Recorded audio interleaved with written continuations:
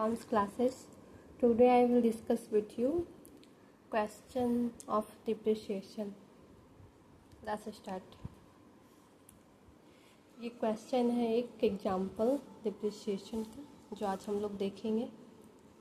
कल हम लोग इससे रिलेटेड कुछ रूल्स डिस्कस किए थे, आज इससे रिलेटेड एक क्वेश्चन डिस्कस करेंगे।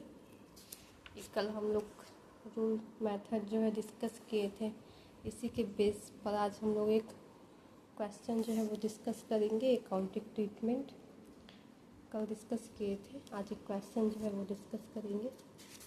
तो चलिए स्टार्ट करते हैं। ये क्वेश्चन है एक डिप्रिसिएशन का। On 1 April 2015 Atul glass limited purchase a machine for ₹90,000 and spent ₹6,000 on its carriage and ₹4,000 on its erection. On the date of purchase, it was estimated that the effective life of the machine will be 10 years. यहाँ देखिए effective life दिया गया है जो कि कल हम लोग देख रहे थे एग्जाम्पल में। एंड आफ्टर 10 ईयर्स, और 10 साल के बाद जो है इसका स्क्रैप वैल्यू विल भी 20,000, और इसका स्क्रैप वैल्यू जो है 10 साल के बाद वो 20,000 जो है वो हो जाएगा। कल हम लोग सभी देखे थे। तो इसमें हम लोग को क्या प्रिपेयर करना है? Prepare machinery account and depreciation account for 4 years. हम लोग को जो है मशीनरी अकाउंट तैयार करना है और depreciation account for 4 years after providing depreciation on fix installment method. और कौन सा मेथड यूज करना है? तो फिक्स इंस्टॉलमेंट मेथड, जिसको हम लोग ओरिजिनल कॉस्ट मेथड भी बोलते हैं और एक दो नाम से जानते हैं। Accounts are close on 31 March every year, और हम लोग का जो अकाउंट्स क्लोज होता है वो 31 मार्च एवरी ईयर को होता है। हम लोग इसको फिक्स इंस्टॉलमेंट मेथड भी बोलते हैं और ओरिजिनल कॉस्ट मेथड भी बोलते हैं, और एक इक्वल इंस्टॉलमेंट मेथड भी जो बोलते हैं, और स्ट्रेट लाइन मेथड भी बोलते हैं। तो चलिए क्वेश्चन स्टार्ट करते हैं। तो हम लोग का इस क्वेश्चन में जो है डिप्रिसिएशन, इसका इफ़ेक्टिव लाइफ दिया है 10 साल और स्क्रैप वैल्यू भी दिया है। तो हम लोग को इसमें ईयरली डिप्रिसिएशन जो है वो नहीं दिया है कि कितना परसेंट जो है हम लोग का ईयरली डिप्रिसिएशन चार्ज होगा। तो हम लोग को इसमें इसको निकालना पड़ेगा। तो चलिए हम लोग पहले निकाल लेते हैं yearly depreciation. As the rate of depreciation is not given in the question, तो the amount of annual depreciation will be right as under. तो एनुअल डिप्रिसिएशन निकालने का ये फॉर्मूला होता है cost of asset minus scrap value by estimated life of asset. तो इसका cost of asset दिया हुआ है 90,000, और इसमें स्पेंड किया है 6,000 रुपया, और इसका कैरेज और इरेक्शन पे 4,000, सबको जोड़ करके जो है 1 लाख आएगा। तो इसका कॉस्ट ऑफ एसेट्स हो जाएगा 1 लाख, और इसमें से स्क्रैप वैल्यू माइनस कर देंगे। स्क्रैप वैल्यू 20,000 दिया है, स्क्रैप वैल्यू बिल भी 20,000, और बाई 10 ईयर्स इसका लाइफ दिया है, इफेक्टिव लाइफ 10 ईयर्स। तो डिवाइड कर देंगे 10 ईयर्स से। तो जब इसका फार्मूला पुट कर देंगे और इसका कैलकुलेशन करेंगे तो 8,000 रुपया जो है हम लोग का एनुअल डिप्रिसिएशन आ जाएगा। 1 लाख में से 20,000 माइनस करेंगे, 80,000 आएगा, उसको 10 से डिवाइड कर देंगे तो 8,000 रुपया जो है वो आ जाएगा। अब नेक्स्ट निकालेंगे rate of depreciation. Rate of depreciation का फॉर्मूला होता है amount of depreciation by total cost of asset into 100। तो अमाउंट ऑफ डिप्रिसिएशन हम लोग का भी आया 8,000। अमाउंट ऑफ डिप्रिसिएशन बोलिए या फिर एनुअल डिप्रिसिएशन बोलिए, तो 8,000 हो गया। फिर total cost of the assets, total cost हम लोग का 1 लाख है, तो 1 लाख लिख दिए इंटू 100 और इसका कैलकुलेशन किए तो 8% हम लोग का रेट ऑफ डिप्रिसिएशन आ गया। यानी हम लोग को हर साल जो है 8% पर ही डिप्रिसिएशन चार्ज करना है। तो चलिए पहले मशीन अकाउंट बनाना है, प्रिपेयर मशीन अकाउंट। तो पहले मशीन अकाउंट बना लेते हैं। तो हम लोग का पहला मशीन जो है वो परचेज किया गया है 1 अप्रैल 2015 को 1 लाख रुपया में। ये 90,000 मशीन का, और जो एक्स्ट्रा खर्च हुआ है 6,000, उसके कैरेज पे 4,000, सबको जोड़ करके हम लोग ये फॉर्मेट पहले बना लेंगे मशीन अकाउंट। उसका फॉर्मेट बना लिए, डेट लिख दिए डेबिट साइड, पार्टिकुलर्स अमाउंट, फिर से डेट पार्टिकुलर्स अमाउंट, इधर क्रेडिट लिख दिए। हम लोग का 6 कॉलम हो गया इसमें। तो डेट लिख दिए, डेट हम लोग का है 1 अप्रैल 2015। तो देखिए डेट में लिख दिए 2015 अप्रैल 1। अप्रैल 1 को जो है मशीन ख़रीदा गया है, तो टू बैंक अकाउंट। तो इसका जर्नल एंट्री हम लोग कल अकाउंटिंग एंट्री में देखे थे कि कोई एसेट्स को जब खरीदा जाता है तो asset account to bank account या वेंडर अकाउंट। तो एसेट खरीदा गया है अभी, तो जब एसेट खरीदा जाएगा मशीन अकाउंट, तो मशीन अकाउंट को हम बनाएंगे तो बैंक अकाउंट इसमें डेबिट साइड लिखा जाएगा। तो अप्रैल 1 तो बैंक अकाउंट 90,000, और फिर जो एक्स्ट्रा खर्च हुआ है सब अप्रैल 1 को ही हुआ है, तो बैंक अकाउंट करके ही दिखा देंगे। तो बैंक अकाउंट एक्सपेंसेस, ये 6,000 रुपया जो स्पेंड किया है वो, तो उसको यहाँ दिखा देंगे। फिर से अप्रैल 1 तो बैंक अकाउंट एक्सपेंसेस हुआ है 4,000 का कैरेज, और उसका इस इरेक्शन पे 4,000, तो उसको दिखा देंगे बैंक अकाउंट एक्सपेंसेस, सबको जोड़ के 1 लाख रुपया हो गया। अब इधर 2016 मार्च 31 बाय डिप्रिसिएशन अकाउंट, तो 1 लाख रुपया हम लोग का डिप्रिसिएशन, मतलब जो ओरिजिनल कॉस्ट था वो 1 लाख रुपया था।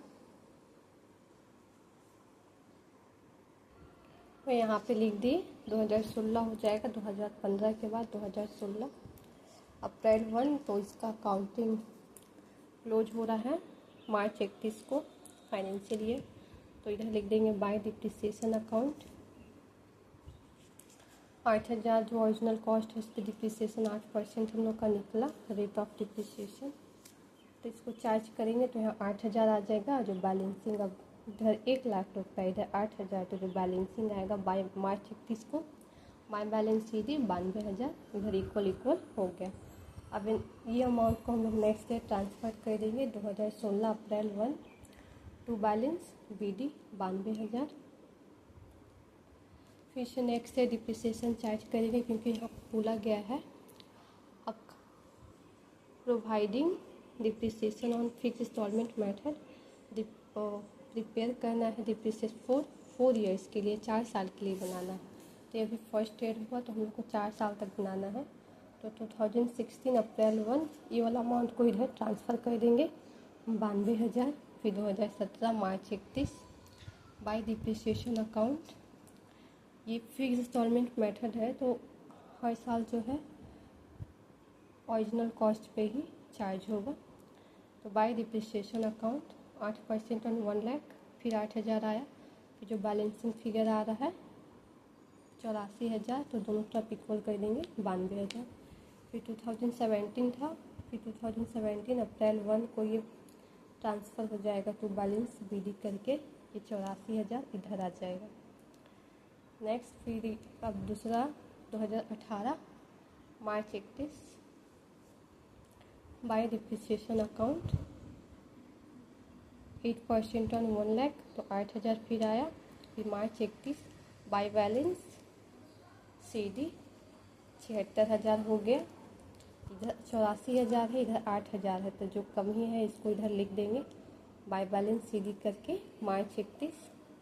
तो ये हम लोग का इक्वल हो गया दोनों तक 84,000।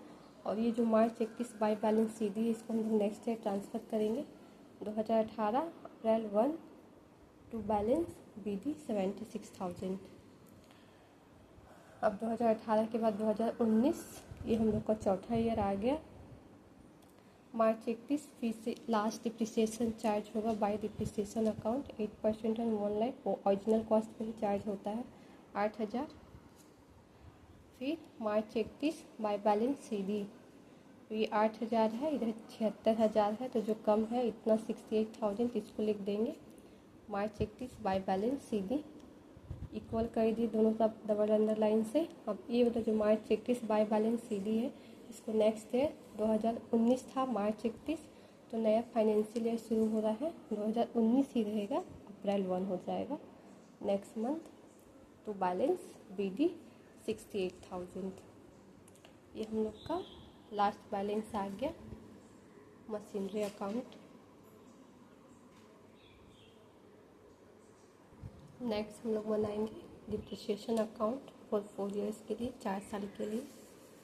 तो ये हम लोग का डिप्रिसिएशन अकाउंट है, इसका फॉर्मेट सेम बनेगा, वो भी date particulars amount, date particulars amount ऊपर में लिख देंगे डिप्रिसिएशन अकाउंट, इधर डेबिट का कॉलम, इधर क्रेडिट का column.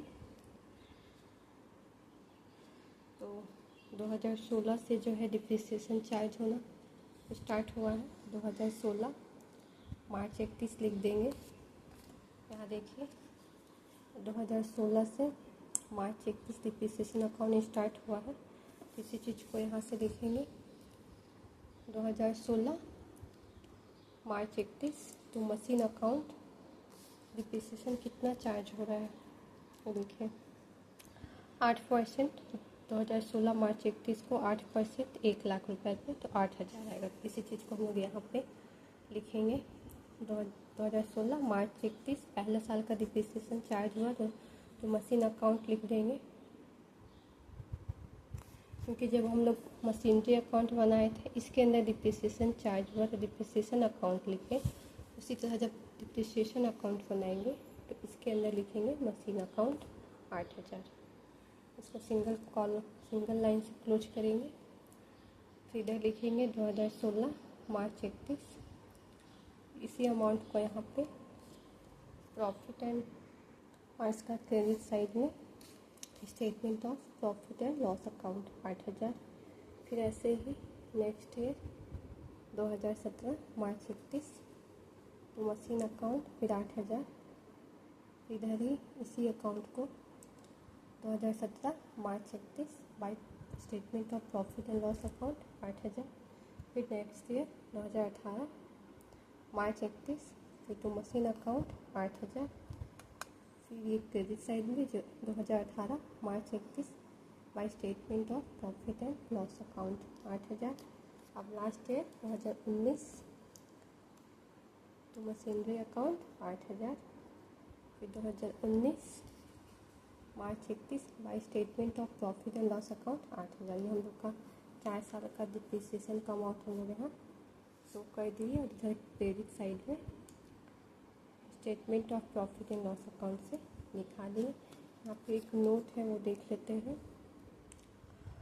While preparing the accounts of companies statement of profit and loss account is prepared, मतलब जब हम लोग कंपनी का अकाउंट्स बनाते हैं तो ये statement of profit and loss account जो है वो प्रिपेयर किया जाता है in place of profit and loss account. Profit and loss account के जगह statement of profit and loss जो है वो तैयार किया जाता है। ओके, आज के लिए इतना ही, और वीडियो पसंद आए तो लाइक सब्सक्राइब कर दीजिएगा। मिलते हैं नेक्स्ट वीडियो में। Okay bye.